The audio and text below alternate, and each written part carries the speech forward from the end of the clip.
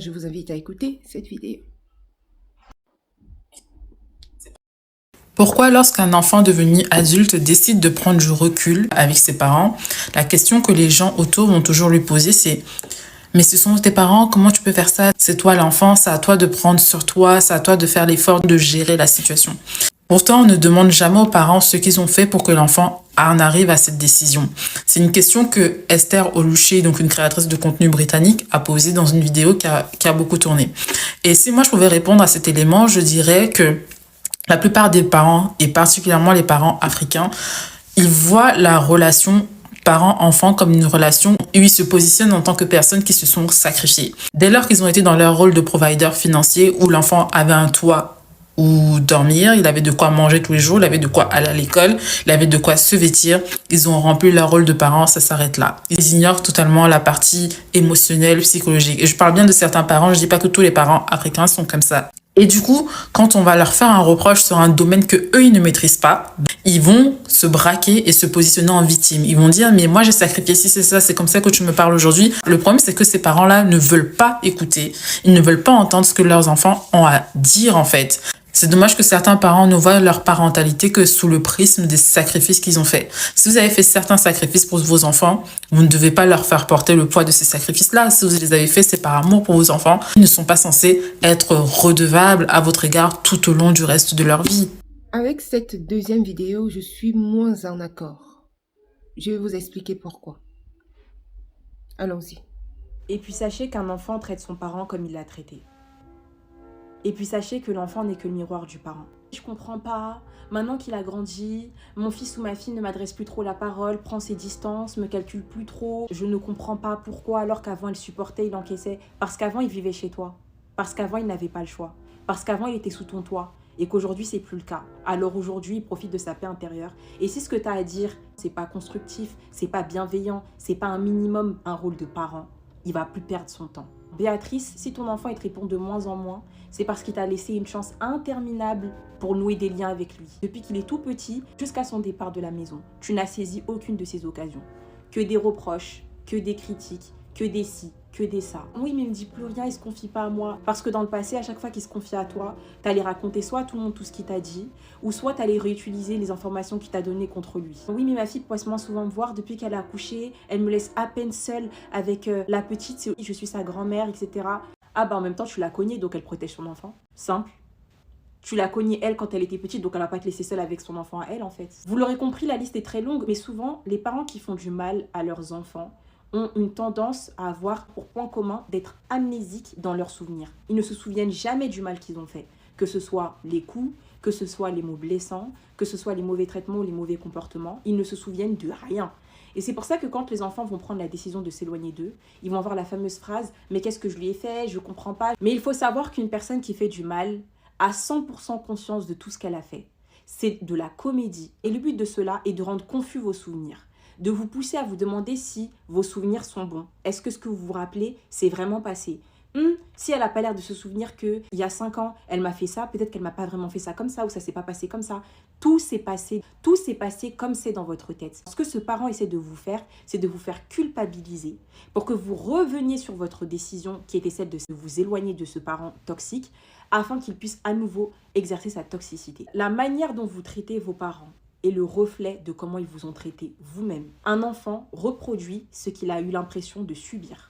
Si votre corps, si votre comportement, votre vie tout entière, en grandissant, vous avez commencé à prendre des distances par rapport à vos parents, c'est pas pour rien. Ça veut dire que votre corps et votre esprit essaient de vous protéger de quelque chose qu'ils ont pu vous faire dans le passé, que vous vous souvenez ou pas. Et si à l'inverse, plus vous grandissez, plus vous vous rapprochez de vos parents et plus vos liens sont soudés, ça veut dire que vous avez à l'inverse de très bons parents et qu'ils ont fait des choses pour vous qui aujourd'hui sont bénéfiques pour votre vie actuelle. Si les enfants s'éloignent de leurs parents une fois à l'âge adulte, ce n'est jamais pour rien. Il y a beaucoup de personnes qui aiment faire culpabiliser les enfants qui se sont éloignés des parents à l'âge adulte en disant qu'ils sont ingrats, en disant qu'ils ne sont pas reconnaissants, que ce sont des opportunistes, etc. Mais surtout, en général, ce sont des enfants qui ont encaissé et subi beaucoup de choses qu'ils n'auraient jamais dû subir. Vous avez écouté ces deux vidéos, sont toutes très intéressantes. Encore heureux que c'est, je pense qu'en pourcentage, on est quand même dans un tout petit pourcentage. Environ 10 à 15% d'enfants rompent avec leurs parents. Mais encore heureux que cela ne dure pas toute la vie. Environ également 80 à 90% arrivent à restaurer la relation. Donc disons que ce n'est pas complètement des ruptures définitives, encore heureux, que c'est un tout petit pourcentage, même s'il est significatif, mais qui se résolvent, c'est des soucis qui se résolvent ensuite. Et que vraiment, je me répète à nouveau, qu'une bonne partie des parents sont en accord avec leurs enfants. C'est-à-dire, quand je dis en accord, c'est-à-dire qu'ils continuent à se voir, on continue à entretenir des relations rapprochées ou éloignées, mais on est ensemble. Encore heureux, parce que sinon ce serait tellement triste. Tout ce qui est dit a beaucoup de sens et je m'aligne avec certaines choses. Mais il y a également une chose à laquelle je ne m'aligne pas du tout. Même si, dans la globalité de ce qui est dit, je suis tout à fait d'accord. Mais ici, je ne suis pas d'accord. Je vous fais réécouter la partie où tout exactement où je suis pas complètement d'accord. Et ensuite, on va beaucoup plus élaborer l'analyse par la suite. Et le reflet de comment ils vous ont traité vous-même. C'est vos parents. Et le reflet de comment vous éloignez de ce parent toxique. Tout s'est passé comme c'est dans votre tête. Ce que ce parent essaie de vous faire, c'est de vous faire culpabiliser pour que vous reveniez sur votre décision qui était celle de vous éloigner de ce parent toxique afin qu'il puisse à nouveau exercer sa toxicité. La manière dont vous traitez vos parents est le reflet de comment ils vous ont traité vous-même. Un enfant reproduit ce qu'il a eu l'impression de subir. La manière dont vous traitez vos parents est le reflet de ce que vos parents vous ont fait subir. Ou le reflet de ce que vous avez vécu avec vos parents. Je ne m'aligne pas du tout. Je ne m'aligne pas du tout parce qu'il n'y a pas que comment le parent va te traiter. Il n'y a pas que ça qui joue dans la relation que tu auras avec ton père ou ta mère. Non. On est constitué, l'être humain est, certes, vient des deux parents, mais il y a aussi, toi, le comportement que tu développes de toi-même. Tu développes quoi? Il y a la société, il y a toi-même, ton environnement, ton comportement, toi, ce que toi tu es personnellement. Il y a beaucoup de facteurs qui jouent. Beaucoup de facteurs. Donc on ne peut pas juste se limiter à dire, ça n'est pas tu ne fais que reproduire ce que ton attitude vis-à-vis de tes parents est juste le reflet de ce que tu as subi de tes parents. Ça, c'est trop facile. C'est trop facile. Parce qu'il y a la société. Il suffit d'aller à l'école, n'est-ce pas, que tu auras aussi à l'école une autre éducation que ce que tu as à la maison. Il y a de l'influence extérieure qui vont peut-être te dire, ah tiens, ça, alors que ce n'est pas réellement ça que tu es en train de vivre. Tu vois, qui vont t'apporter comme des réflexions qui ne collent même pas du tout avec ta situation. C'est pour ça qu'on conseille souvent que dans des couples, dans le cercle du couple, d'éviter que quelqu'un vienne de l'extérieur pour mettre son nez dans ce qui se passe dans votre sauce interne. À moins que ce ne soit là vraiment dans des cas, des situations de problèmes, des cas, des difficultés où on doit intervenir ou quelque chose comme ça. Mais dans votre soupe interne, c'est-à-dire qui va faire quoi, qui cuisine quoi, comment ça se passe dans votre... comment ça se passe dans la gestion de votre quotidien? Non. Pourquoi est-ce qu'on va interférer dans ce que vous avez mis en place? Non, c'est deux personnes qui décident ça. C'est pour ça que ça aussi, ça garde le cocon familial, ça garde la relation. Parce que quand tu l'ouvres à d'autres personnes auront d'autres points de vue qui vont faire en sorte que ça vienne faire éclater votre point de vue à vous. Parce que un conjoint ou une conjointe va forcément pas être d'accord avec ce qui est dit, sera moins disposé à écouter ce qui vient de l'extérieur que ce qui vient de toi. Surtout quand il s'agit de faire fonctionner le foyer. Revenons sur l'enfant. L'enfant ne vit pas que dans sa maison, d'accord? Donc il y a l'école, il y a l'environnement socio-culturel, tout ce qu'on veut, tout ce qu'on peut avoir qui peut influer sur ou influencer l'enfant. Donc ça n'est pas que comment tu l'as traité qui va se refléter sur son comportement va refléter automatiquement comment tu l'as traité. c'est trop facile. Il faut avoir les enfants pour comprendre que bon, là, c'est un peu trop, enfin, c'est trop facile de dire ça. Je suis pas complètement d'accord. On continue sur cette partie-là. Si votre corps, si votre comportement, votre vie tout entière, en grandissant, vous avez commencé à prendre des distances par rapport à vos parents, c'est pas pour rien. Ça veut dire que votre corps et votre esprit essaient de vous protéger de quelque chose qu'ils ont pu vous faire dans le passé, que vous vous souvenez ou pas. Et si à Oh, l'inverse, plus oh, non, non, non. Non, non, non, non. Oui, ça n'enlève pas qu'il y a des parents qui sont qui font enfin, qui ont des comportements d'abus. On est bien d'accord. Ça n'enlève pas ça, ce que je vais dire là-haut. Mais là, non. C'est-à-dire que si un enfant se décide de se retirer, toi, ou alors de s'en éloigner, c'est parce que comment tu l'auras traité, il y aura symbiose ou pas, ou alors l'enfant va se retirer. Pour moi, c'est non. Je suis pas complètement, même pas du tout d'accord. À dire c'est, il y a les enfants, tu auras beau aimer, tu auras beau envoyer tout ton amour, et puis après, non. Ils trouvent d'autres intérêts et non pas forcément, ne s'attachent non pas forcément ce lien à la famille ou quoi. Voilà, tu auras beau faire, non? Tu auras beau faire et puis non, ça ne colle pas. Ce n'est pas parce que cet enfant aura vécu des choses terribles avec toi, non, non, non. Et même parlons maintenant quand ils sont devenus adultes, combien d'hommes sont manipulés par leurs femmes? Je parle de la majorité, hein, beaucoup, pour les éloigner de leurs parents, de leur maman notamment. Soi-disant, la maman va avoir un prix sur toi et donc moi, je n'aurai plus un mot à dire. Elle manigance tout pour pouvoir l'éloigner de vous.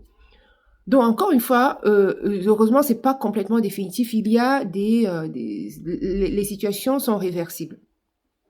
Donc on ne peut pas dire ça, on ne peut pas soutenir ça. Ça, c'est vraiment des théories. En bonne partie, c'est des théories. Tu peux verser tout l'amour du monde à un enfant qui se décide de s'en éloigner. Combien d'exemples on a autour de nous, hein, que l'enfant aura reçu tout l'amour du monde et après, une femme vient le détourner, surtout les hommes, hein, le détourne de vous et puis s'en éloigne.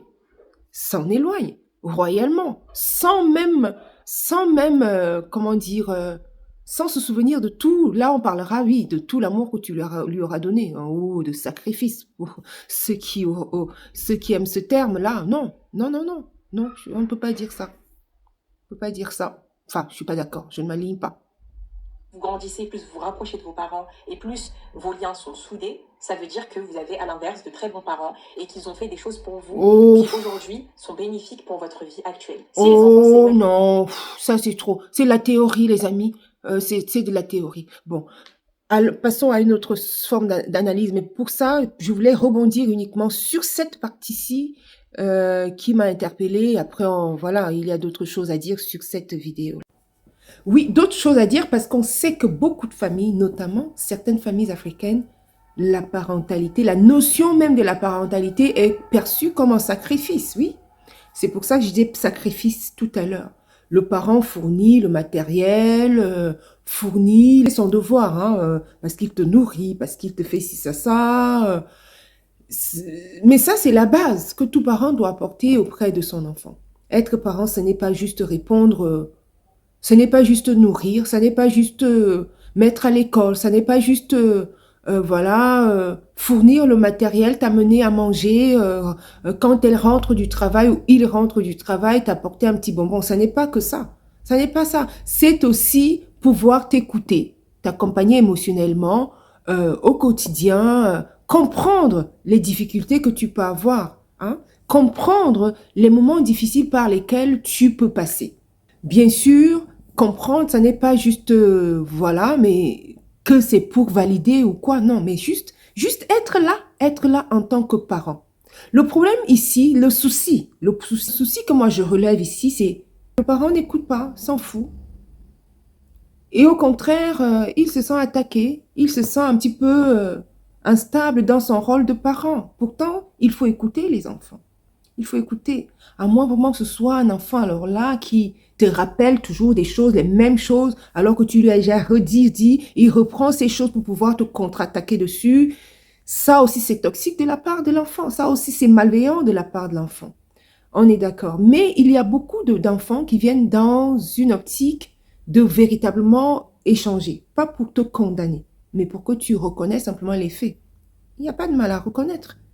Mais si l'enfant prend ça pour jouer dessus contre toi au quotidien, ben ça aussi c'est son problème. Après, c'est des choses qui peuvent également mettre des conflits et qui font également aussi que les parents se sentent démunis face à de tels comportements parce que tu vas beau expliquer si ça à l'enfant, mais l'enfant va toujours revenir avec les mêmes choses. Comme si tu devais comme si tu étais, non.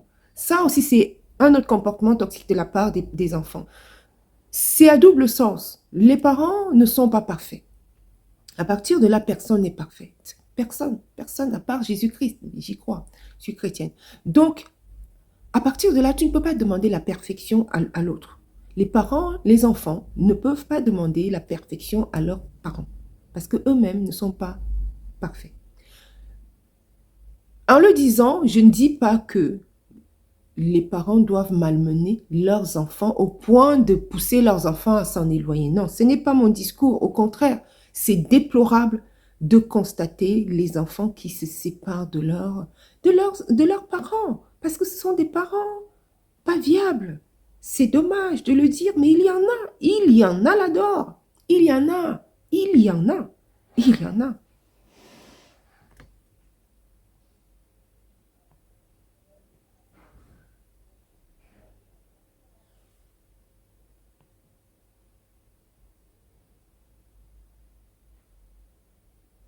Il y en a. Et surtout quand tu veux exprimer, toi, ce que tu vis, eh bien, il se positionne en victime. Il ne reconnaît rien. Il commence à parler de sacrifices et parfois de dettes et des chantages et des malédictions, comme si l'enfant devait rembourser toute sa vie, hein, tout ce que tu lui as apporté. Est-ce que c'était une dette? Quand tu l'as mis au monde, est-ce que c'était une dette? Ton rôle, c'était de l'éduquer et non de l'acculer tout au long de sa vie. D'où il vous abandonne. C'est un sujet un peu difficile, hein, mais qui mérite d'être abordé quand même. Parce qu'en réalité, je le dis souvent ici, quand un enfant n'a pas demandé à naître, il n'est pas redevable toute sa vie, hein, de ce que tu lui auras fait, hein. Et prendre de la distance, certes, moi, c'est pas quelque chose que je mettrai en avant. C'est pas facile. Mais quand l'enfant en arrive là, c'est que tu as abusé. Même si je répète ici que les chiffres disent que c'est une minorité, donc on est entre 10 et 15% d'enfants qui arrivent à le faire. Mais quand même, c'est malheureux. C'est malheureux. C'est vraiment malheureux. C'est que tu as quand même abusé à un moment donné pour que l'enfant en arrive à là. Parce que l'enfant, dans un premier temps, va d'abord chercher le dialogue avec toi, essayer de trouver des solutions. Mais parfois, l'enfant a été manipulé, enfin, quand il devient grand par sa femme ou alors son mari dans les rares cas. Souvent, c'est les femmes qui détournent les hommes de leurs parents. Soi-disant, elles ont peur des belles-mères toxiques, imaginaires, hein, pour beaucoup. Oh là là, j'attends les commentaires qui vont être contre ce que je dis. Oui, c'est imaginaire. Toutes les belles-mères ne sont pas comme ça, ou même la majorité n'est pas comme ça. Il a essayé de dialoguer avec vous et ça s'est soldé par des échecs. Ce n'est pas du tout des décisions qu'on prend à la légère. C'est parce qu'on aura vécu moult choses qu'on se dit, mais tiens, franchement, c'est même pas la peine. Ça n'est pas la peine. En fait, le vrai souci, c'est pas comment tu peux faire comment tu peux faire ça à tes parents, comme le posent souvent. Tu as souvent des personnes qui viendront te poser question. Comment tu peux faire ça à tes parents? Mais c'est quand même eux qui t'ont mis au monde. Mais on peut plutôt demander, mais pourquoi est-ce que tu en es arrivé là? Mais tu auras rarement ces questions-là parce que souvent, voilà, respecter ses parents, c'est vraiment aller toujours dans leur sens, c'est vraiment c'est la norme en fait. Donc personne ne viendra avec cette question de mais qu'est-ce qui a fait? Qu'est-ce qui t'a poussé à ça? Rarement, hein, on te posera cette question-là, mais plus dans le sens culpabilité. C'est pour ça que parfois vous verrez certaines personnes vont ne même pas parler de leur histoire. Parce qu'ils Parfois, tu es fatigué de redire la même chose. Ou même, tu gardes ton histoire pour toi parce que franchement, tu es fatigué qu'on vienne te juger alors que... Ou alors de recommencer à redire les mêmes choses aux gens depuis toujours que tu le dis. Et les gens que tu rencontres en cours de route, il faut encore répéter, redire la même chose, c'est fatigant. Donc, tu vois, certaines personnes restent là, ils ne disent même pas, ils souffrent leur vie en silence, ils ne te diront jamais, voilà, si ça, un parent fait si ça, parce qu'ils n'ont plus envie de se remémorer tout le mal, toute la douleur qu'ils auraient vécue, toutes les tentatives de réconciliation qu'ils auraient faites, enfin, ils préfèrent garder leur silence. Et vous êtes peut-être amis ou quoi, ils sont amis, vous êtes amis, mais bon, leur histoire, vous ne connaissez pas trop parce qu'ils n'ont pas envie que vous veniez les juger sans vraiment connaître le fond de l'histoire, alors qu'ils n'ont pas envie de recommencer encore à raconter les mêmes choses qu'ils font depuis, les mêmes choses qu'ils racontent depuis Mathusalem. Vous comprenez? Donc, c'est une histoire, c'est compliqué, mais je pense que, encore heureux, comme je l'ai dit en début de vidéo, que c'est un petit pourcentage. Certes significatif, mais il est quand même encore petit. C'est encore heureux que les parents et les enfants sont ensemble, se comprennent, s'entendent, malgré les hauts et les bas. Il n'y a vraiment pas des ruptures comme ça, nettes, ce qu'on ne souhaite pas. Moi, je ne le souhaite pas. Je ne souhaite pas que demain, mes enfants fassent une rupture. Je ne le souhaite à personne. Il faut comprendre que quand l'enfant en arrive là, c'est vraiment qu'il y a eu une nécessité, il y a véritablement eu une nécessité de rupture. Majoritairement, quand les enfants en arrivent là. Voilà les amis, je vous dis à très bientôt à une autre vidéo et allez-y dans les commentaires, dites-moi ce que vous en pensez de ce sujet. Pensez-vous que les parents doivent également mettre de l'eau dans leur vin pour pouvoir avoir un peu plus d'écoute pour leurs enfants pour éviter ces ruptures? Pensez-vous également que les parents, les enfants se doivent à vie d'accepter tous les chichis de leurs parents? Dans les commentaires, on continue là-haut. Allez, ciao!